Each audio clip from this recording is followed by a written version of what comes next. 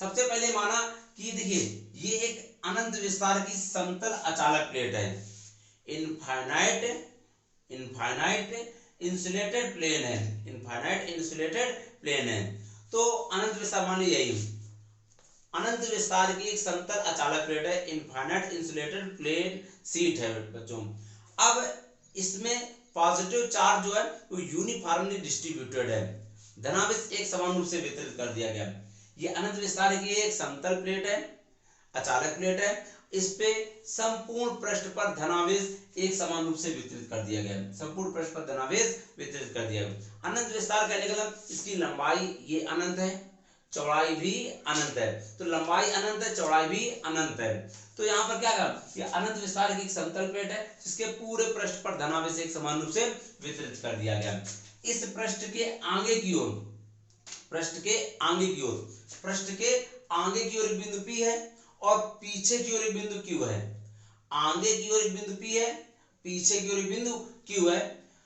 अब इन बिंदुओं पर क्षेत्रफल सदिश D और तीव्रता E एक ही दिशा में, क्यों बेटा, आगे से एक क्या समूह रूप में थे, हमने बेलनाकार गॉसियन पृष्ठ ड्रा किया, बेलनाकार गॉसियन पृष्ठ ड्रा किया, तो इस बेलनाकार सिलिंड्रिकल बेलनाकार गॉसियन पृष्ठ पर जो क्षेत्रफल सदिश होगा लंबवत होगा, यहाँ पर भी क्षेत्रफल सदिश लंबवत होगा।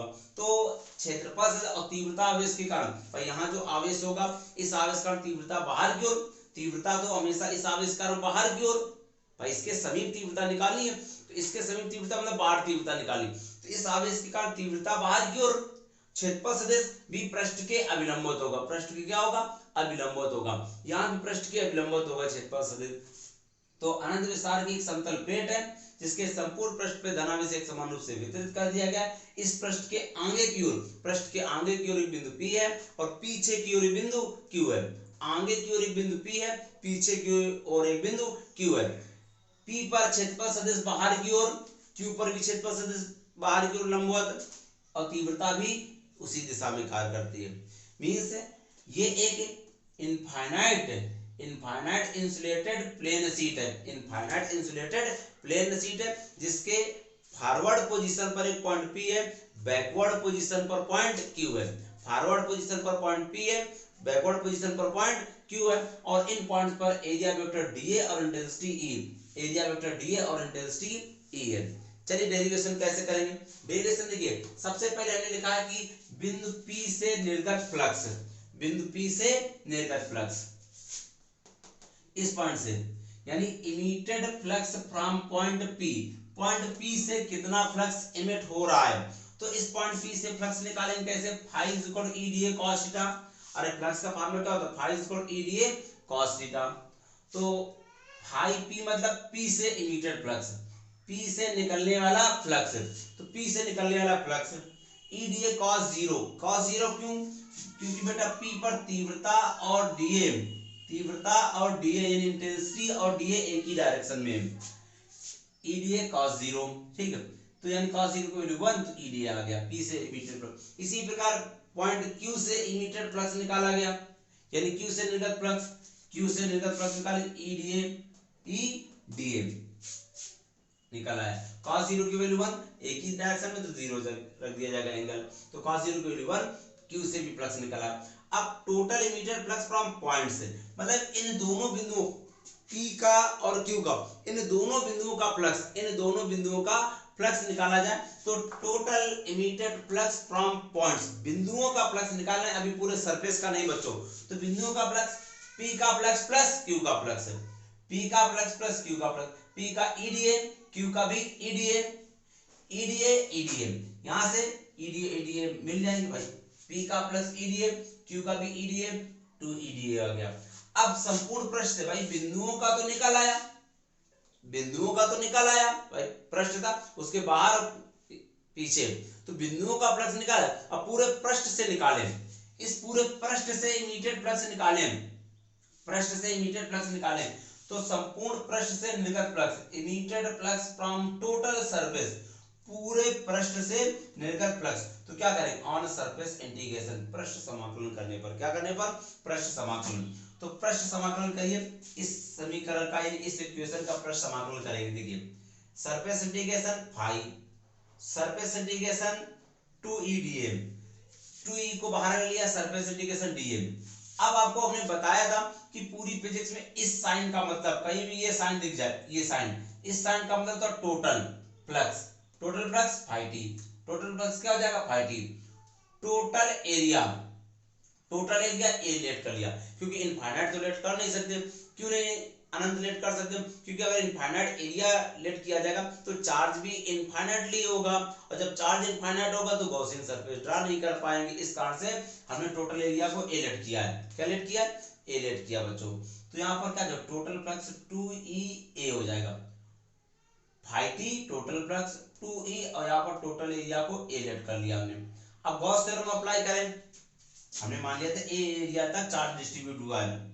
अब गॉस थ्योरम अप्लाई करें, इक्वल फ्लक्स होता है आवेश का 1/ε0 के गुना टोटल फ्लक्स इज 1/ε0 के times of charge. Total flux phi t q/ε0 के। अगर इक्वेशन फर्स्ट और सेकंड को देखा जाए तो इक्वेशन फर्स्ट और सेकंड से ये भी टोटल फ्लक्स, ये भी total flux, total flux total, जब लेफ्ट पार्ट इक्वल है तो राइट पार्ट भी इक्वल हो जाएंगे। 2EA is equal to Q/ε0 के, Q/ε0 के। यहाँ से E की वैल्यू निकाला जाए, E की वैल्यू तो Q/2A, Q/2A, Q/2A बाई, और Q/A आपको मालूम है कि लीनियर, देखिए बता दिए, linear charge density lambda, surface charge density sigma, volume charge density rho होती है। और Q/A को हम लोग कहते हैं सरफेस चार्ज डेंसिटी, मतलब पृष्ठ घनत्व कहते हैं। क्या कहते हैं? पृष्ठ घनत्व, सिग्मा कहते हैं। तो यहाँ पर E इज इक्वल टू σ/2ε0 के। ये आपको क्या निकल आएगी?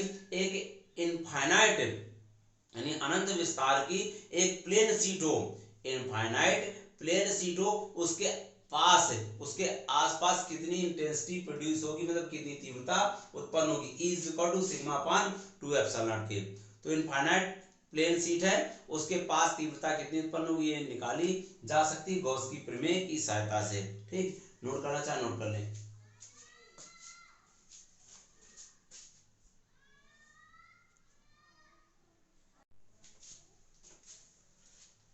तो अब हम लोग चलते हैं विपरीत आवेशित समांतर प्लेटों के कारण तीव्रता।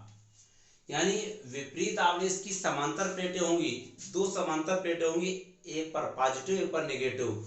तो opposite intensity of electric field due to opposite charge parallel plates, यानी अपोजिट चार्ज की पैरेलल प्लेट होंगी, अपोजिट चार्ज की पैरेलल प्लेट होंगी, इसके कारण तीव्रता निकालनी है, इंटेंसिटी निकालनी है। अपोजिट चार्ज की दो पैरेलल प्लेट होंगी, इसके कारण इंटेंसिटी निकालनी है। तो समझिएगा लैंग्वेज, हमने लेट किया कि दो प्लेट M और N है, माना M और N दो प्लेट्स हैं जिन पर अपोजिट नेचर के चार्ज, मतलब विपरीत प्रकृति के आवेश उपस्थित हैं। यानी let two parallel plate are M and N, let two parallel plate are M and N at which opposite nature charges are present, जिस पर विपरीत प्रकृति के आवेश उपस्थित है। प्लेटों के मध्य एक बिंदु P है और एक बिंदु Q है बाहर, प्लेटों के मध्य एक बिंदु P है और प्लेटों के बाहर बिंदु Q है, और इन पर हमें तीव्रताएं निकालनी है, इंटेंसिटी फाइंड आउट करनी है। तो माना विपरीत आवेश की दो समांतर प्लेटें दो समांतर प्लेटें M और N है, M और N है, जिन पर विपरीत प्रकृति के आवेश उपस्थित है। प्लेटों के मध्य एक बिंदु P और प्लेटों के बाहर बिंदु Q है, जिस पर इंटेंसिटी मतलब तीव्रताएं निकालनी है। तो let two parallel plate are M and N at which opposite nature charge is present between plates, a point P is located, and outside of the plate a point Q is located, at which we have to find out intensity of electric field। तो प्लेटों के बीच P और Q पर intensity निकालनी है। चलिए हम लोग डेरिवेशन करते हैं। सबसे पहले हम लोग तीव्रता इंटेंसिटी निकालेंगे पॉइंट P पर, बीच में, प्लेटों के बीच में। तो लिखा हमने प्लेटों के मध्य तीव्रता निकालेंगे। कहां पर तीव्रता निकालेंगे? प्लेटों के मध्य तीव्रता निकालेंगे। तो प्रथम प्लेट M के कारण P पर तीव्रता निकालेंगे। भाई P पर इंटेंसिटी जो होगी वो पहली प्लेट के कारण भी होगी, दूसरी प्लेट के कारण होगी। मतलब तीव्रता जो बिंदु P पर तीव्रता पहली प्लेट के कारण भी होगी और दूसरी प्लेट के कारण भी होगी। तो क्या करेंगे, प्रथम प्लेट M के कारण P पर तीव्रता, पहली प्लेट M के कारण P पर तीव्रता, intensity at point P due to first plate M लिख दीजिए यहाँ पर, क्या फर्स्ट प्लेट M।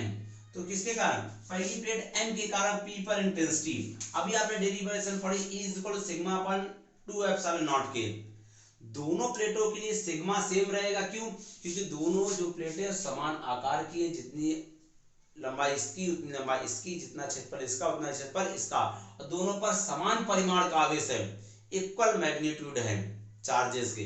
तो charge equal sigma is equal to Q upon A, जब चार्ज दोनों के सेम है, एरिया दोनों का सेम है, तो सिग्मा तो सेम होगा ही, चार्ज सेम एरिया सेम तो सिग्मा भी सेम होगा, इस कारण से दोनों प्लेटों के लिए सिग्मा सेम होगा। ठीक है, तो क्या करेंगे, फर्स्ट प्लेट M के कारण P पर इंटेंसिटी निकालेंगे, तो सिग्मा अपॉन 2 एप्सिलॉन नॉट के से सिग्मा की जगह सिग्मा, ये तो कांस्टेंट है ही, पहली प्लेट के कारण इंटेंसिटी E1 निकाला है। ठीक, अब पॉजिटिव चार्ज के कारण जो इंटेंसिटी मतलब तीव्रता होती है वो चार्ज से हमेशा बाहर ही हो, क्योंकि इंटेंसिटी E जो है, तीव्रता एक सदिश राशि जिसकी दिशा हमेशा प्लस से माइनस की ओर होती है, तीव्रता एक सदिश राशि है, इंटेंसिटी एक वेक्टर क्वांटिटी है जिसकी डायरेक्शन हमेशा पॉजिटिव से नेगेटिव की ओर, मतलब पॉजिटिव से बाहर की ओर और नेगेटिव की ओर होती है। तो इस पॉजिटिव के कारण P पर जो तीव्रता उत्पन्न होगी, मतलब इंटेंसिटी, वो बाहर की ओर, E1 देखिए बाहर की ओर। ठीक, इसी प्रकार सेकंड प्लेट N के कारण P पर इंटेंसिटी, द्वितीय प्लेट N के कारण P पर तीव्रता, intensity at point P due to second plate N के कारण, तो same formula sigma upon 2 epsilon naught के, सिग्मा दोनों के लिए सेम है, क्यों सेम है, क्योंकि सिग्मा बराबर Q अपॉन A, दोनों के A सेम है, दोनों पर Q, बस नेचर अलग है चार्ज की, लेकिन वैल्यू तो सेम है ना, जैसे इस पर +10 इस पर -10 हो जाएगा। तो प्लेटों के बाहर तीव्रता निकाल, प्लेटों के E2 निकाला है, E2 जो है वो माइनस चार्ज की ओर, दूसरी प्लेट के कारण P पर इंटेंसिटी तीव्रता जो होगी वो चार्ज माइनस चार्ज है, तो प्लस से माइनस होती ना, तो इस प्लस के कारण बाहर की ओर, प्लस का इंटेंसिटी बाहर की ओर, माइनस का तीव्रता अंदर की ओर हो जाएगी, यानी इस प्लेट की ओर तीव्रता E2 हो जाएगी। अब दोनों तीव्रता E1 E2, दोनों इंटेंसिटी E1 E2 एक ही डायरेक्शन में, तो resultant intensity at point P पर रिजल्टेंट निकालेंगे, दोनों को क्या कर देंगे, ऐड कर देंगे, E1 प्लस E2 ऐड करें 2 सिग्मा अपॉन 2 एप्सिलॉन नॉट के, 2 से 2 कट जाएगा, तो सिग्मा अपॉन एप्सिलॉन नॉट के। इसी प्रकार जब Q पर निकालेंगे बच्चों, जब Q पर इंटेंसिटी निकालेंगे तो समझिएगा क्या होगा, Q पर जब इंटेंसिटी निकालेंगे तो बाकी E1 E2 तो सेम आएंगे, बस पॉजिटिव के कारण Q पर इंटेंसिटी बाहर की ओर, नेगेटिव के कारण Q पर इंटेंसिटी अंदर की ओर, तो यहाँ पर रिजल्टेंट क्या हो जाएगा, सेम प्रोसेस में निकालेंगे, E1 माइनस E2 हो जाएगा, क्योंकि यहाँ पर दोनों अपोजिट में है तीव्रताएं, तो E1 माइनस E2 दोनों को सब्ट्रैक्ट कर लिया तो 0 आ जाएगा। तो कुल मिला के आपको याद रखना कि अगर अपोजिट चार्ज की दो पैरेलल प्लेट हो तो उनके बीच intensity is equal to sigma upon epsilon naught के होती है, और बाहर इंटेंसिटी कहीं भी निकाली जाए तो 0 आती है। इस फार्मूले को याद रखिएगा, क्योंकि जब आप लोग अगले चैप्टर में पढ़ेंगे कैपेसिटर में, तो आपको डायरेक्ट फार्मूला यूज किया जाएगा कि अगर दो अपोजिट चार्ज की पैरेलल प्लेट है तो उनके बीच इंटेंसिटी का formula sigma upon epsilon naught के होगा, और उनके बाहर कहीं पर इंटेंसिटी निकाली जाए तो इंटेंसिटी 0 आएगी। दो अपोजिट चार्ज की पैरेलल प्लेट है तो उनके बीच इंटेंसिटी का formula sigma upon epsilon naught के, और बाहर 0, अपोजिट चार्ज की पैरेलल प्लेट है, तो नोट करना चाहे नोट कर सकते हैं।